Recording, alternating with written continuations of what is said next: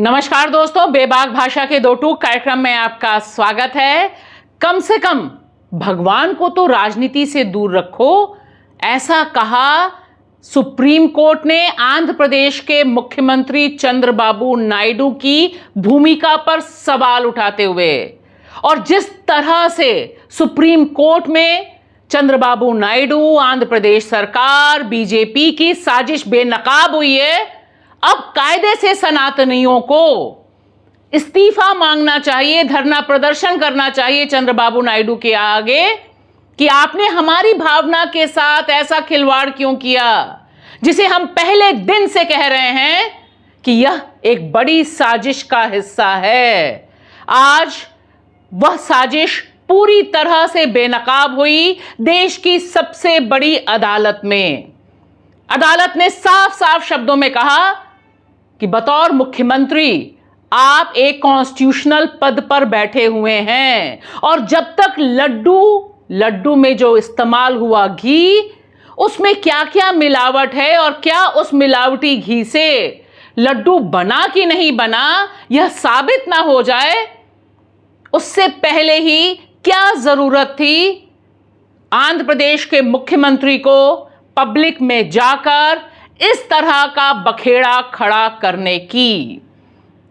ये जो सवाल है, यह सवाल बहुत सुलगता हुआ सवाल है, क्योंकि देखिए आपको जो स्क्रीन पे दिखाई दे रहा है ना, जिस तरह से यह ड्रामा चलता रहा और सारे टीवी चैनल में बस यही बताने की कोशिश होती रही कि किस तरह से तिरुपति के लड्डू में बीफ यानी गौमांस, सुअर की चर्बी और फिश ऑयल, न जाने कितनी कितनी मिलावटें थीं और इन्हें खाकर अनजाने कितनी अम्माएं जो टूल किट का हिस्सा थीं, वे सब बीमार पड़ गई थीं। और देखिए इस आदमी को, इससे बड़ा पाखंडी और कौन हो सकता है। यह आंध्र प्रदेश का डिप्टी सीएम है पवन कल्याण, जो इतना आहत हो गया था कि वह कह रहा था कि वह अब उपवास पे जाएगा, और गया भी। देखिए पत्थर घिस रहा है, सीढ़ियां घिस रहे हैं, यह डिप्टी सीएम हैं। ये होता है भावनाओं के साथ खिलवाड़, क्योंकि इन दोनों लोगों को सबसे अच्छे ढंग से पता था कि जो पूरा बवाल खड़ा कर रहे हैं तिरुपति लड्डू के इर्द गिर्द, यह 100% झूठा है। और जब सुप्रीम कोर्ट में तिरुपति देवस्थानम ट्रस्ट के वकील और उनके द्वारा जो दलील पेश की गई, उससे यह बात साबित हो गई कि जो घी जांच के लिए भेजा गया था, जिसके बारे में इन्हें पहले से पता चल गया था, क्योंकि लैब होती है, टेस्ट होता है, सब कुछ होता है तिरुपति में, वह घी कभी भी लड्डू में इस्तेमाल ही नहीं किया गया। तो अब आप देखिए जितने करोड़ लोगों की भावनाएं आहत हुई थी, और जो लोग ये कह रहे थे कि अब तो सनातन धर्म रक्षणम ट्रस्ट बनना चाहिए, बोर्ड बनना चाहिए, वे क्यों नहीं उतर रहे हैं धरना प्रदर्शन पे?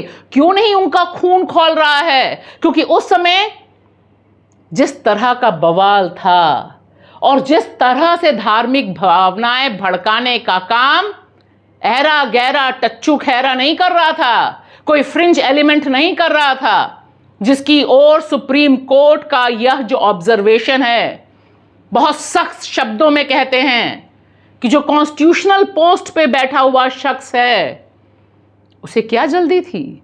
अभी तो जांच पूरी नहीं हुई थी। एफआईआर 25 तारीख को हुई और 18 सितंबर को चंद्रबाबू नायडू जी अपना दुख और अपनी चिंता और अपना बवाल जनता जनार्दन के सामने पेश करते हुए कहते हैं कि हमसे पूर्व मुख्यमंत्री यानी जगन रेड्डी ने यह मिलावट करवाई थी।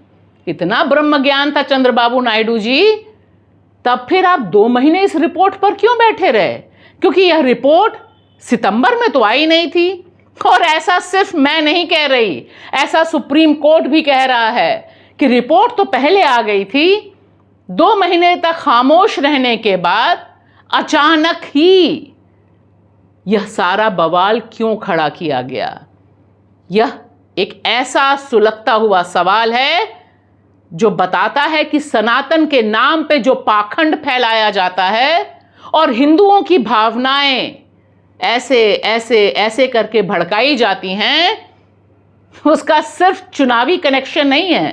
क्योंकि जिस समय ये बवाल कर रहे हैं उस समय 2 जगहों पे चुनाव भी हो रहे हैं, जम्मू कश्मीर और हरियाणा में। मकसद कुछ और है जिस पर हम लगातार अपने प्रोग्राम्स के जरिए यह सवाल पूछते रहे हैं। इस सवाल के साथ आपसे रूबरू हुए हैं कि साजिश किसकी है और क्यों है। और देखिए यह तस्वीर देश के chief justice of India DY Chandrachud पूरे परिवार के साथ इसी तिरुपति मंदिर में पहुंचते हैं और फोटो भी खिंचवाते हैं। फोटो खिंचवाने का हमारे मिलॉर्ड को वैसे भी बहुत शौक है। जहां जहां जाते हैं और खास तौर से जब मामला आस्था का होता है ना, तो चीफ जस्टिस ऑफ इंडिया की आस्था कैमरे पर प्रकट होती रहती है। और यह लड्डू सेम लड्डू है जिसके बारे में इतना हंगामा मचा हुआ है। तो क्या यह महज इत्तेफाक हो सकता है?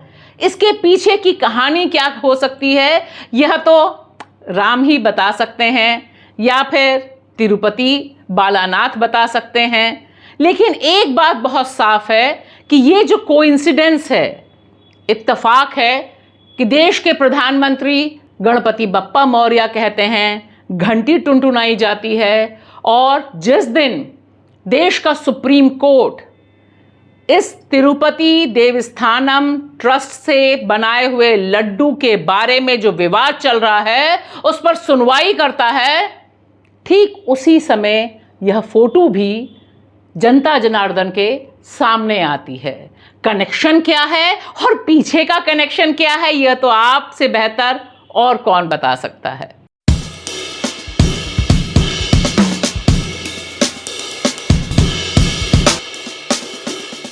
और अंत में थोड़ा फील गुड हो जाना चाहिए इस लड्डू के बारे में। जिस तरह से सुप्रीम कोर्ट ने कहा, सुप्रीम कोर्ट के शब्द, सुप्रीम कोर्ट की जबानी, we expect the gods to be kept away from the politics. हम ये उम्मीद करते हैं कि भगवान को राजनीति से दूर रखना चाहिए। क्या फील गुड है। काश ऐसा हो पाता, काश सारे भगवानों को राजनीति से अलग करा जाता तो बार बार चुनाव में रामलला मोदी जी से लेकर योगी जी दोहरा ना रहे होते। There are some disclaimers in the lab report. It is not clear that it is a prima facie indicating that it was rejected ghee which was subjected to the test. If you yourself has ordered investigation, what was the need to go to the press? Justice Vishwanathan asked senior advocates Mukul Rohtagi, who was representing state of Andhra Pradesh. यानी सीधे सीधे अदालत पूछ रही है कि जब report में साफ साफ नहीं लिखा गया था तब ऐसा भी क्या हो रहा था, इतना भाग भाग के आप मीडिया के पास क्यों गए? दिस रिपोर्ट, ये बहुत अहम शब्द है, बहुत अहम लाइनें हैं, ध्यान से सुनिए। This report prima facie indicates that this is not the material which was used in preparation of laddus. यानी बुनियादी तौर पर प्रथम दृष्टया यह देखकर लगता है कि जो लड्डू बनाने में जो घी इस्तेमाल हुआ वह घी जांच के लिए नहीं गया। यानी जो घी में मिलावट पाई गई उसका कोई सीधा कनेक्ट लड्डुओं से नहीं है। यहां देखिए, जो मैं कह रही हूं, क्रोनोलॉजी समझने की ज़रूरत है, वह बहुत ज़रूरी है। You get the report in July. Court ने कहा कि आंध्र प्रदेश सरकार को जुलाई में रिपोर्ट मिली। 18 सितंबर यू गो टू प्रेस। जुलाई में आप नहीं गए, अगस्त में आप नहीं गए, आधा सितंबर निकल गया तब भी आप नहीं गए प्रेस में। आप 18 सितंबर को प्रेस में गए। Unless you are sure, how did you go to public?